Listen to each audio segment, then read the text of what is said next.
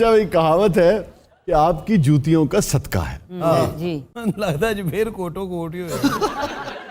تو میں نے آپ کو بتایا تھا کہ یہ کہاوت عموماً اس موقع پر بولی جاتی ہے جب کسی کو بہت عزت دینی ہو یا اپنی کم مائیگی کا اظہار کرنا ہو. عاجزی کے طور پر بھی بولی جاتی ہے کہ بھئی جو کچھ مجھے عطا ہوا ہے کسی بھی حوالے سے میں تو کچھ بھی نہیں ہوں, یہ سب آپ ہی کی جوتیوں کا صدقہ ہے. کسی کی تعظیم کے طور پر, توصیف کے طور پر, خوشامد کے طور پر بھی یہ کہاوت بہت استعمال ہوتی ہے.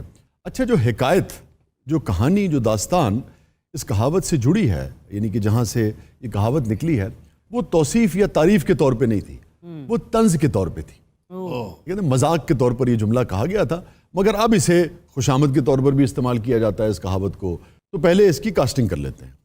قدیم زمانے میں ایک گاؤں میں ایک مسخرہ ہوا کرتا تھا, بہت لوگوں کو ہنساتا تھا, اور اس گاؤں کا بڑا پاپولر آدمی تھا, بڑا مال بھی تھا اس کے پاس. تو وہ مسخرہ ہے اکمل صاحب. خیر ہوے او مولا خوش رکھے, وہ کہہ رہے ہو نا تسی یا میرے نال کپور خاندان بیٹھا ہے. یہ آپ کی بیگم ہو گئیں اور حامد ہو گیا اس مسخرے کا ملازم. تو گاؤں کے چودھری کے گھر ایک دن دعوت تھی, اور چودھری صاحب نے, ان کے مصاحبین نے یہ طے کیا کہ بھئی یہ جو مسخرہ ہے یہ تو کسی کو بولنے ہی نہیں دیتا. ایسا ترکی بترکی جواب دیتا ہے کہ محفل کسی کی ہوتی ہے, اس محفل کا دولہا کوئی اور ہوتا ہے, اور ساری جو توجہ ہے وہ مسخرہ لے جاتا ہے. تو گاؤں والوں کو بڑی اس کی تکلیف تھی. تو انہوں نے جناب اس کو کھانے پہ بلایا اور اس کو خوب یعنی کہ جملے بازی کی, اور طے کیا آپس میں کہ پھکا جملہ بھی ہوگا تو سب مل کے خوب ہنسیں گے. خوب اس کو بیچارے کو تنگ کیا. ابھی گھر آیا, بڑا پریشان ہوا. اس نے کہا یار جو میرا فخر ہے لوگوں پر جملے مارنا اور لوگوں کو ہنسانا, اگر اسی گیم میں ہار جاؤں گا تو یہ تو کوئی بات نہ ہوئی. تو اس نے اپنی بیوی سے مشورہ کیا, تو انہوں نے ایک چھوٹی سی شرارتی سی سازش بنی, اور مسخرے نے کیا کیا کہ جمعے کے روز اپنے گھر پہ ایک شاندار دعوت کا اہتمام کیا. واہ. اچھا چودھری کی دعوت کے موقع پہ یہ بھی کہا گیا کہ بھئی مسخرہ جو ہے نا وہ لوگوں کے گھروں سے لے لے کے کھاتا ہے اور یہ بڑا کنجوس ہے, تو اس نے تو آج تک کسی کو کھانا نہیں کھلایا وغیرہ وغیرہ وغیرہ. تو مسخرے نے کیا کیا کہ چودھری صاحب کے گھر میں اگر 10 ڈشز تھی تو اس نے 20 ڈشز تیار کر دی. یعنی کہ انواع و اقسام کے کھانے جو تھے وہ اس نے اپنے گھر میں تیار کروائے اس دعوت کے لیے. دھنیا گوشت, کریلے گوشت, پنڈی. بس کر جے مسخرہ مارنا ہی. دیسی گھیو دے پراٹھے, آئے ہائے ہائے, میتھی گوشت, میتھی گوشت, مکھن مار کے, آئے ہائے. جی ایس فیملی تے کافی لوگ اتھوں ہی برآمد ہو جائے. اپنے لو بڑا غیب ناظم بن کے بیٹھا جی, وچوں نے بھی یہی نکلنا ہے. تھوڑی جی روٹی تو لا دے, تیری مہربانی. ہائے ہائے ہائے, کوئی بیلی گل نہ کر دی, شاہ جی بیٹھے نے. کیا کہنے شاہ جی تو ایڈے بریک نے سوئی چوں لنگ جاندے نے. کئی بار پھس بھی جاندے ہوندے نے. ہولی ہولی کام تے آ رہے ہیں جی. نہیں تو طاہر صاحب آپ بھی کوئی اس طرح کا شغل کرتے رہے ہیں؟ مسخروں والا نہیں تو اور آپ ڈی پی او گجرات رہے ہیں. یار اپنے فن کا کوئی بھی جو ماہر آدمی ہے وہ کسی ڈی پی او سے کم ہوتا ہے کیا؟ یہ کیا ہمیں جنہ مرضی کو میں نہیں مننا.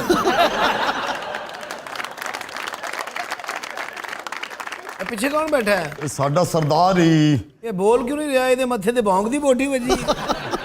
اے ساڈے وڈے نے جڑے پیچھے بیٹھے, انہاں نوں گولی مروا دیو.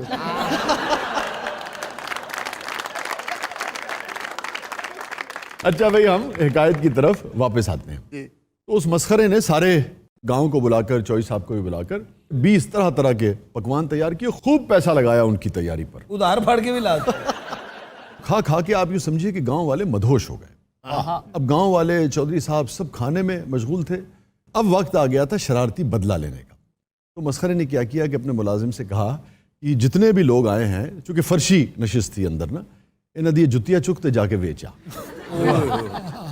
اور اس نے جا کے ساروں کی چپلیں جو ہیں وہ بیچ دی. اب جب کھا کے سب لوگ جھومتے جھومتے رخصت ہونے لگے, کیونکہ کھانے کا خمار تھا, تو باہر جانے سے پہلے سب نے اجتماعی طور پر آ کر اس مسخرے کا شکریہ ادا کیا, اور سب نے کہا کہ بھئی جیسا کھانا تم نے ہمیں کھلا دیا ایسا کھانا اس گاؤں میں آج تک کسی نے نہیں کھایا ہوگا, اور جیسی خاطر مدارت تم نے ہماری کر دی. تو مسخرے نے جو جواب دیا وہیں سے ایک کہاوت چل نکلی.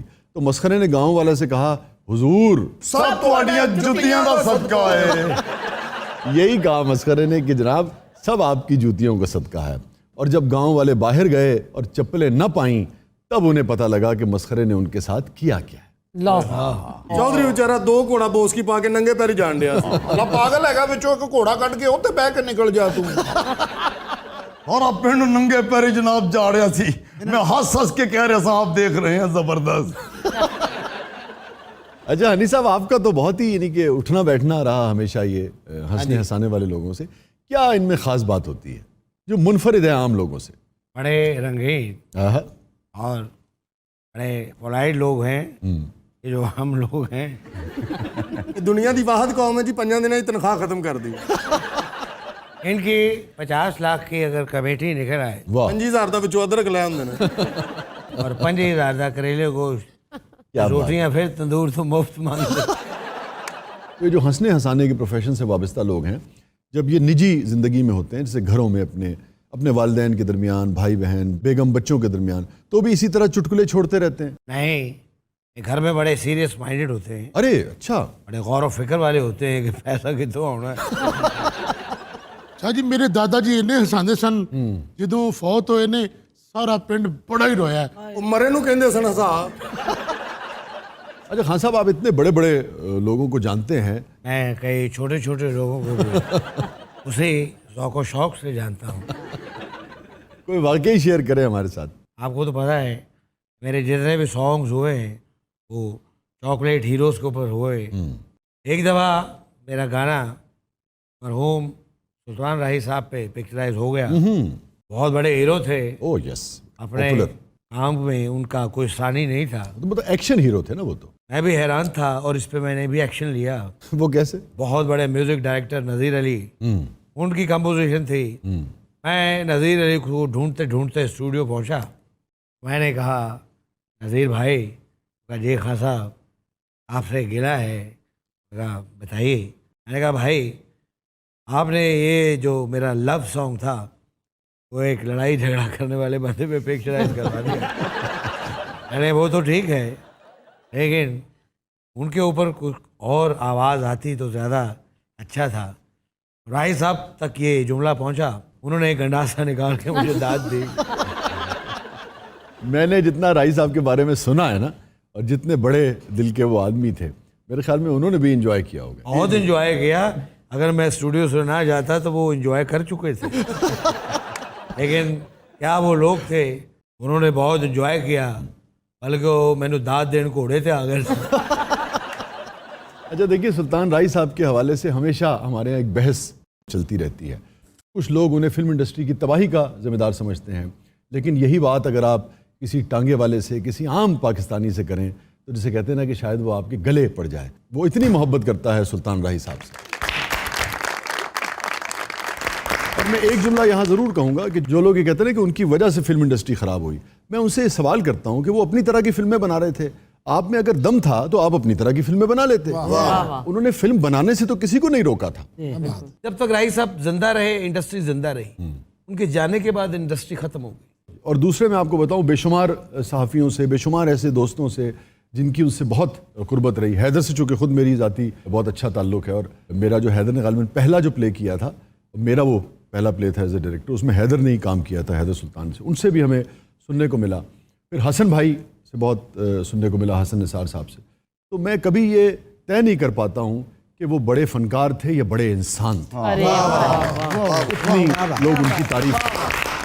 بہرحال اللہ تعالیٰ راہی صاحب کو غریق رحمت فرمائے.